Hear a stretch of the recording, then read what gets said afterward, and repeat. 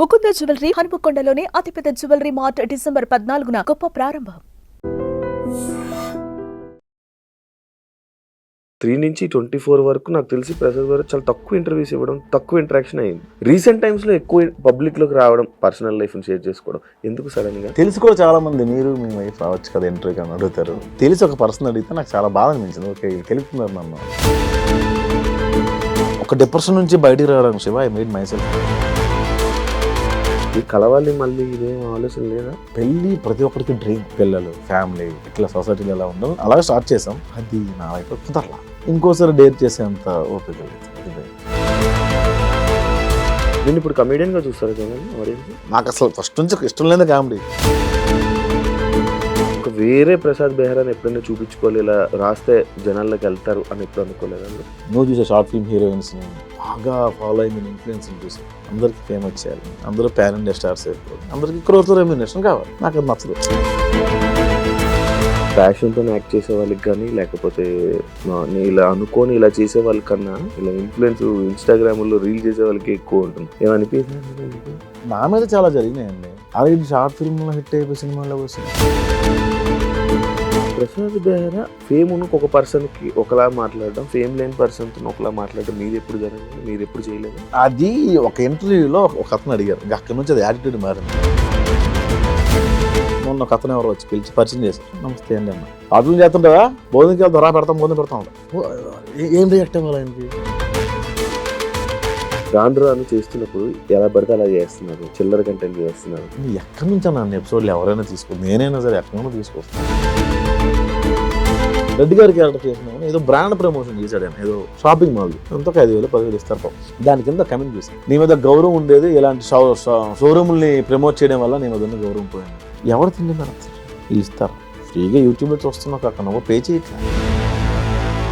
అంటే మళ్ళీ నాకు అంత ధైర్యం లేదు శివ, చాలట్లేదు. జరుగుతున్నాయి, మేము ఇంటరాక్ట్ అవుతున్నాం, నేను అమ్మాయిలతో కలుస్తున్నాను, బట్ ఏదో ఇంట్లో కలాలు తప్పదంటే ఫోర్స్ చేస్తాను అమ్మ అంటే మళ్ళీ పెళ్ళేది నాకు. కానీ ధైర్యం చాలట్లేదు. ఇలా ఉండిపోతావా? ఏముందిలే ఇంకా అంటే ఇలా ఉండిపోతావా నార్మల్గా? సింగిల్గా బెటర్గా బాగానే ఉంది కదా. అది ఉండాలి కదా, మనకు ఏ ఉండాలి? ఫ్యామిలీ ఉండాలి, అది పద్ధతి, లైక్ ఎలా అంటే బాధ్యతలు ఉండాలి, ఉంటే బాగుంటుంది కదా, లైఫ్ బాగుంటుంది కదా. అలా అనుకుంటున్నావా? అంటే అలా పెళ్ళి ప్రతి ఒక్కరికి డ్రీమ్. మా పిల్ల అలా ఉండాలి, పిల్లలు, ఫ్యామిలీ, ఇట్లా సొసైటీలో ఎలా ఉండాలి అలాగే స్టార్ట్ చేసాం.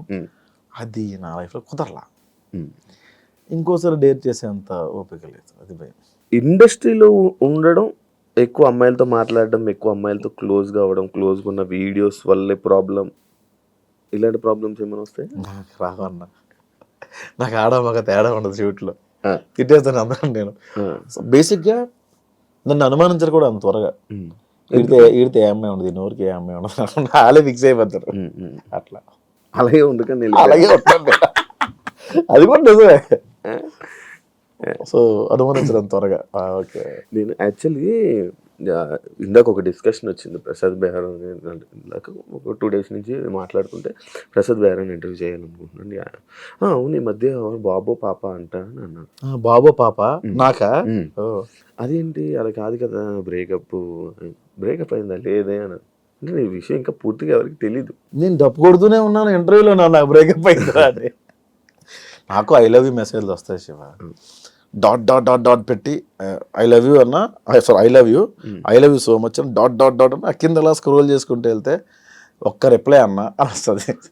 ఈ ఐ లవ్ యూ చూసి ఎగ్జైట్ అయ్యే లోపు స్క్రోల్ ఓకే మనకి రాసి పెట్టలేదు.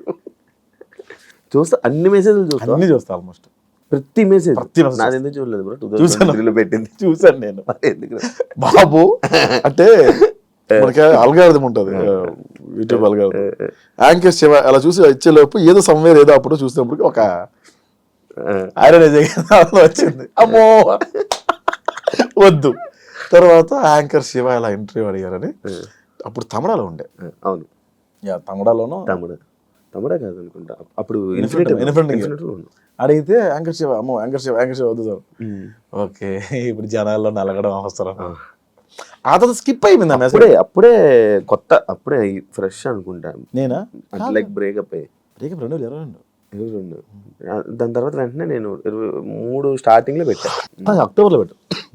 అక్టోబర్లో స్టార్టింగ్ ఫోన్ చేశా, ట్రై చేశా. ఫోన్ చేశారు నాకు, అది నాకు తెలియదు. బాలమణికంట అని మీ రూమ్లో మీ ఫ్రెండ్ అతను నాకు 2 సార్లు అడిగాడు. అయితే కొంచెం భయం వేసింది, ఎందుకు వచ్చాను కదా. అదే అప్పటి నుంచి ప్రయత్నాలు చేస్తే ఇప్పుడు అయ్యింది. ఇప్పుడు కూడా నేనే ఫోన్ చేశాను. ఈ మధ్య ఫుల్ బిజీ ఉండి నువ్వు రెస్పాండ్ అయ్యా. బ్రో నీకు ఎట్టకారం ఎక్కడి నుంచి వచ్చింది బ్రో? అంతా గోదావరిని చూసి ఇమిటేషనా లేకపోతే ఏంటి అని అడుగుతారు. బేసిక్గా అది గోదావరి అనుకుంటున్నాను, అది శ్రీకాకుళం. బేసిక్గా ఆ స్లాంగ్ ఎక్కడ నేను ఎప్పుడు అంటే 1-2 పాత వీడియోలో చేసాను తప్ప కొత్త వీడియోలో చేయలే. ఎవరో శ్రీకాకుళం వాస్తవ్యులు ఒకరికి మనోభావాలు హర్ట్ అయ్యాయి. ఇతను అన్ని లాంగ్వేజ్లో చేస్తాడు కానీ అదే అన్ని యాక్సెంట్లో చేస్తాడు, శ్రీకాకుళం యాక్సెంట్లో చేయడం అని. శ్రీకాకుళం యాక్సెంట్ చేయకపోవడానికి కారణం ఏంటంటే, ఇప్పుడు మ్యాక్సిమం నా టీంలో అందరూ గోదావరి బ్యాచ్ ఉన్నారు. వాళ్ళందరికీ నేను గోదావరి నేర్పించడం బెటరా, నేను ఒక్కడనే గోదావరి మాట్లాడడం బెటరా అంటే ఇదే బెటర్ అనిపించింది. సో అదొక రీజన్. రెండోది గోదావరి 3 ఏళ్ళు ప్రాక్టీస్ చేశాం దీనికి కమిటీ కొరాలకి. అంతకుముందు నేను గోష్ఠిగా రాసిన కొన్ని సినిమాలు కూడా గోదావరి స్లాంగ్లో ఉండేవి. ఆ గోదావరి అలా అలవాటు అయిపోయి ఆ స్లాంగ్ మా ఆటగారం కొంచెం అక్కడ నుంచే అబ్బిందేమో. ఇందులో నేర్చుకున్నావా bro 3 years slang? Godavari slang నేర్చుకున్నాను. వంశీ 3 years ముందు నుంచే ప్లాన్ ఇదంతా. 4 years అవుతుంది ఆల్మోస్ట్. ముందే ఫిక్స్ అయిపోయారా బ్రో మీరు ఆ సినిమాకి? ఫస్ట్ ఫిక్స్ అయిన వాళ్ళు నేను ఒకరిని, తర్వాత అందరూ వచ్చారు. లైక్ నీది రోల్ రీజన్ ఏంటి బ్రో నిన్ను తీసుకోవడానికి? రీజన్ నాకు తీసుకుంది పెద్దోడి క్యారెక్టర్ తీసుకోవాలి. నన్ను ఏమన్నా ఒక క్యారెక్టర్ ఉంటుంది, సుధాకర్ అని ఏమన్నా క్యారెక్టర్, దానికి తీసుకున్నారు నన్ను.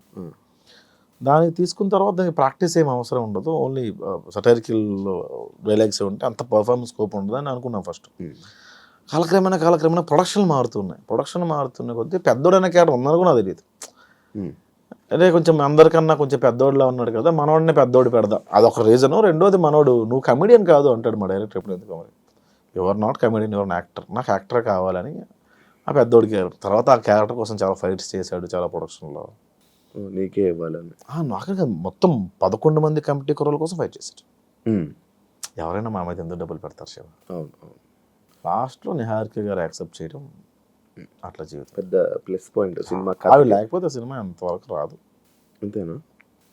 ఎవరన్నా మాస్టర్ భుజాలన్న సినిమా ఆవిడ మోసింది నిజంగా. ప్రతి ప్రమోషన్కి ఆవిడే తీసుకెళ్ళేది, ప్రతి దగ్గరికి ఆవిడే పట్టుకెళ్ళేది, ప్రతి టూర్ ఆవిడే పట్టుకెళ్ళేది. మాకు భోజనం పెట్టడమే చాలా మంది ఎక్కువ అనుకునేవాళ్ళు ప్రొడక్షన్లో. ఇప్పటికి చిల్ నీకు అలా ఉందా? నీకు అది ఉందా? అప్పుడు అనుకునేవాళ్ళు, ఇప్పుడు లేదు. ఇప్పుడు లేదు. ఇప్పుడు మంచిగా ఉంది కదా, మంచి ట్రీట్మెంట్ మంచిగా ఉంది. ఇప్పుడు తప్పదు కదా. మరి ఇప్పుడు నువ్వు రైటింగ్ రాస్తుంటావు కదా, డైరెక్షన్ చేస్తుంటావు, ఎవరిని ఊహించుకుంటావు? ఏదైనా డైరెక్టర్ని ఊహించుకోవడం లేకపోతే రైటర్ని ఊహించుకోవడం అలా ఏమన్నా? మనమే నీ స్టైల్ నేను ఎక్కడ నాకు ఎలా రాయాలన్న ప్యాటర్న్స్ కూడా తెలియదు నాకు అసలుగా. ఇప్పుడు మీరు కమెడియన్ క్యారెక్టర్ రాసిమన్నారు అనుకోండి, మీరుంటే ఏం చేస్తారు? నేను అందుకే అన్నాను, ఆ హీరో కోసం నేను కథ రాయను. నేను కథ రాసి ఆ హీరోని తీసుకుంటా అంటాను నేను జనరల్గా, అంటే నా స్టైల్. అలాగే నేను ఇది పలానా హీరో సినిమా నాకు ఎవరు ఇచ్చినా నేను హీరో ఆ సినిమాలో, కాబట్టి నేను చేస్తే ఏం చేస్తా అనే ఒక పాయింట్ మీద రాస్తుంది అంతే. ఇంకా యూట్యూబ్లో ఉండిపోతావా బ్రో? లేదు, సినిమా అవుతుంది, సినిమాలో అవుతుంది. ఇంకా యూట్యూబ్ మీద కూడా కాన్సన్ట్రేషన్ పెడుతుంది. యూట్యూబ్ మీద ఫస్ట్ నుంచి కాన్సన్ట్రేట్ చేయలేదు. ఎందుకంటే పెళ్లివారం అండి లక్కీ హిట్, అది 3 సిరీస్లు కూడా మావిడాకులు లక్కీ హిట్టే. నేను నేను స్టోరీ రైటర్ని కాదు శివ. ఈ కథలో సోల్ ఏంటి, ప్లాట్ ఏంటి, ఎంగేజ్ ఎంతవరకు ఉంది, ఎంత ఎంటర్టైన్మెంట్ చేస్తున్నాం, ఇవంతా నేను చూసుకోను. ఏంటంటే ఒక బరువైన మాట చెప్తున్నాం, ఒక బరువైన డైలాగ్ చెప్తున్నాం, ఒక బరువైన విషయాన్ని చెప్తున్నాం లేదా మ్యాక్సిమం నవ్విస్తాం లేదా, ఈ 2 పాయింట్లు తప్ప కథ నాకు రాదు. నేను కథ రచయితను కాదు, నేను డైలాగ్ రైటర్ని. మావిడాకులు రాసినప్పుడు కూడా 15 నిమిషాల ఎపిసోడ్లో 13 నిమిషాలు నీకు ఆఫీస్ సీన్స్ కామెడీ ఉంటే 2 నిమిషాల వైఫ్ అండ్ హస్బెండ్ ఉండేది.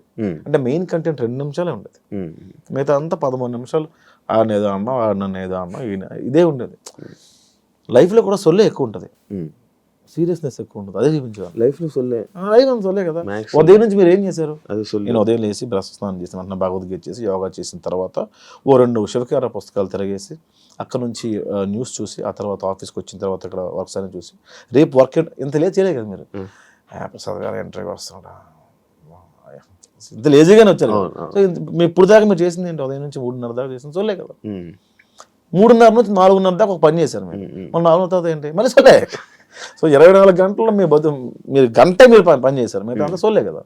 సో నేను అదే చెప్పేవాడిని, మీ 15 నిమిషాల ఎపిసోడ్లో 13 నిమిషాలు సొల్లే ఉంటాయి. కానీ సొల్లే ఇంట్రెస్ట్ కదా జనాలు కదా పీపుల్. నేను స్టార్టింగ్లో ఏంటి ఇంత కష్టపడి చేస్తున్నా వ్యూస్ రావట్లేదు అనుకున్నప్పుడు ఒక వీడియో చూసాను.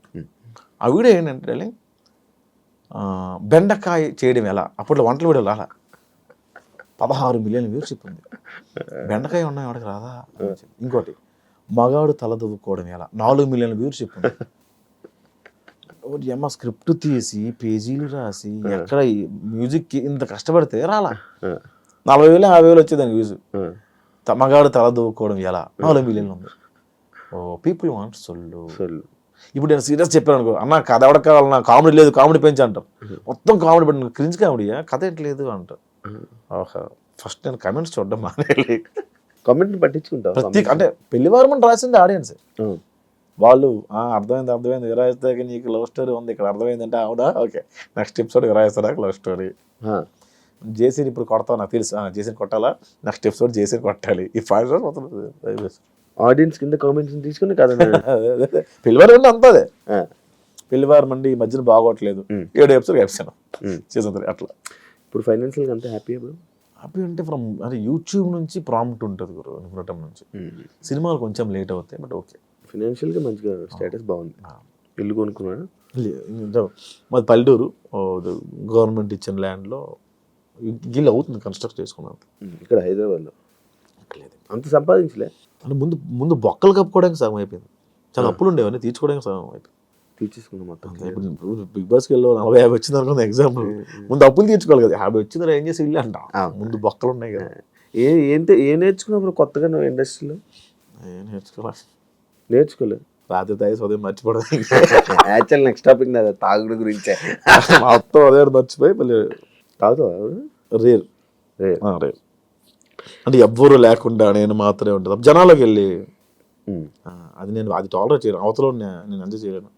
నువ్వుగా తాగి నేను 2 పెగలే మా గగనం ఫోన్లు ఇంకా ఆ రోజు మనం మాట్లాడదు బ్రదర్ అసలు మీరు గ్రేట్ పర్సన్ అదే 2 పెగలే ఫస్ట్ వీడు 10 తర్వాత నా ఫోన్ చాలా మంది లిఫ్ట్ చేయరు.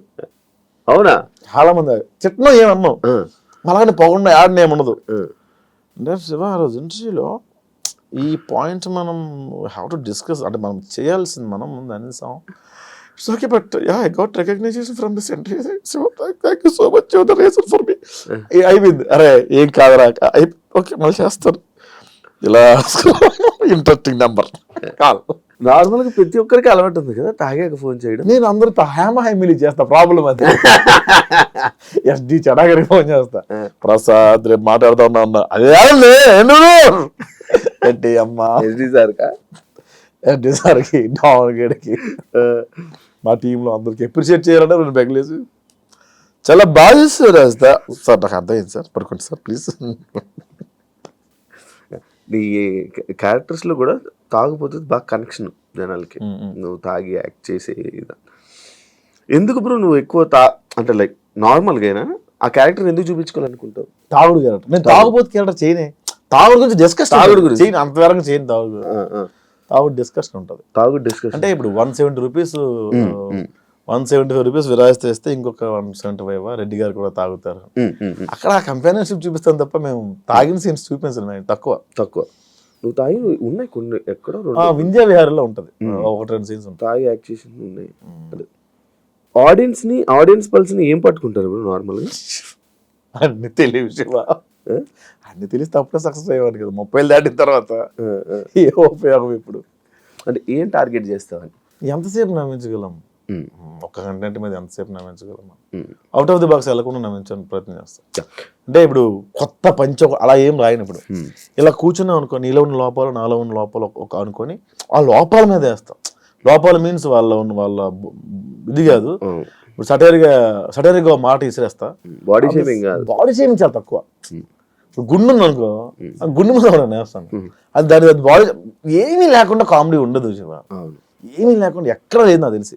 జంజాల గారు లాంటి వ్యక్తి కూడా వాటి మీద వేసారు, ఎవరో అరగండు కదా అంటారు ఆయన. అదేంటి సో అవి కూడా అవి లేకుండా ఉండవు. అవి మరీ బాడీ షేమింగ్ అంటే మరీ దారుణమైన షేమింగ్ అవి చేయను. బూత్ తక్కువ, బూత్ అనేది పెట్టను. మంచిది. ఈ మధ్య చాలా ఎక్కువ కామెడీ మీద అంటే నేను కూడా చేశాను బూత్. ఏంటంటే మొన్న ఒక షోకి వెళ్ళా, తెలిసిన షో పేరు అని అవసరం. ఆ షోలో కొంచెం డబల్ మీనింగ్ ఉన్నాయి. నేను పొరపాటు నేను వేయాల్సి వచ్చింది అక్కడ. రిగ్రెట్ ఫీల్ అయ్యి నన్ను ఇంట్లో ఆడవాళ్ళు చూస్తారు కదా, అది కొంచెం బాధపడ్డా. ఎవరైనా అడిగారా ఇది పెట్టి ఎందుకు అలా చేసావు, చాలా నీ ఎక్స్పెక్ట్ చేయలేదు నీ నువ్వు దగ్గర కూడా నుంచి ఇది. చిల్లర అయిపోయావా అమ్మా. రాను రాను చేస్తున్నప్పుడు ఎలా పడితే అలా చేస్తున్నారు, చిల్లర కంటెంట్ చేస్తున్నారు అనే పేరు వచ్చేస్తుంది కదా రాను రాను, దానిపైన ఎక్కడి నుంచి నన్ను ఎపిసోడ్లు ఎవరైనా తీసుకోవచ్చు, నేనైనా సరే ఎక్కడి నుండి తీసుకొస్తాం. అది కొంచెం ఇబ్బందిగానే ఉంటుంది. మనం తీసింది ఒక్క దాని మీద 30 ఎపిసోడ్, 100 ఎపిసోడ్లు ఎక్కడ నుండి తీసుకొస్తాం 100 ఎపిసోడ్? ప్రొడక్షన్ ఏంటి, నేను ఒక పెద్ద సీన్ రాశాను అనుకోండి, దానికి ఉన్న బడ్జెట్ ఏంటి. ఈ మధ్య నేను కొన్ని యాప్స్ ప్రమోట్ చేస్తారు మా వాళ్ళు, నేను కాదండి, అది నేను నా కంపెనీ అది కాదు. అన్నా ఈ యాప్ ప్రమోట్ చేస్తానంత దిగజారిపోయావా, నీకు వస్తున్న వ్యూస్ డబ్బులు సరిపోవట్లేదా అని కామెంట్ పెడతారు. ఒక 2 మిలియన్ వ్యూవర్షిప్ వచ్చిందంటే ఒక 1 lakh 1.2 దాకా డబ్బులు వస్తాయి. ఇందులో 15 మంది వర్క్ చేస్తారు గురు. ఇది ఓన్లీ యాక్టర్సే 15 మంది ఉంటారు. లొకేషన్స్, వీళ్ళు day payment, editor, SCO, poster designer, publicity designer, social promoter, అందరికి ఎవరు ఇస్తారు డబ్బులు? 100 crore వెళ్ళాలి మనం. మళ్ళీ మనం బ్రాండ్ చేస్తేనే డబ్బులు మిగులుతాయి, బ్రాండ్ చేస్తే డబ్బులు మిగలవు. సో బ్రాండ్ అనేది కంపెనీ తెచ్చుకుంటే మన సంబంధం లేదు. సో మనం ఒక మంచి అవుట్ ఆఫ్ ది బాక్స్ వెళ్ళి రాయాలి అంటే దాన్ని డబ్బులు పెట్టేవాళ్ళు కావాలి. యూట్యూబ్లో అంత పెట్టి మనం, యూట్యూబ్లో అయితే కొత్త కంటెంట్ చెప్పకూడదు నాకు తెలిసి. నువ్వు ప్రూవ్ చేసుకొని కొత్త కంటెంట్ సినిమాలో చెప్పుకో, కొత్తగా కంటెంట్ ఫ్రెష్. యూట్యూబ్లో వద్దు, యూట్యూబ్కి వద్దు. యూట్యూబ్లో నువ్వు జనాలు ఎంటర్టైన్ చేయ చాలు, అదే ఆ కంటెంట్ తీసుకెళ్ళి ప్రొడ్యూసర్ చెప్పుకో, అది సినిమా వద్దు. యూట్యూబ్లో ఏమవుద్ది ఏమవుతుంది కదా, మనం గొప్పగా చెప్పలేదు. అమాయకత్వం మాటలేమో అమాయకత్వంగా ఫేసు ఎక్స్ప్రెషన్స్తో ఆడియన్స్ని కనెక్ట్ చేయడం, మాటలతో చేతబడి చేయడం. అంటే ఇది ఎక్కువ రోజులు ఉండదని నేను బలంగా నమ్ముతాను శివ. ఏది ఎక్కువ రోజులు ఉండదు.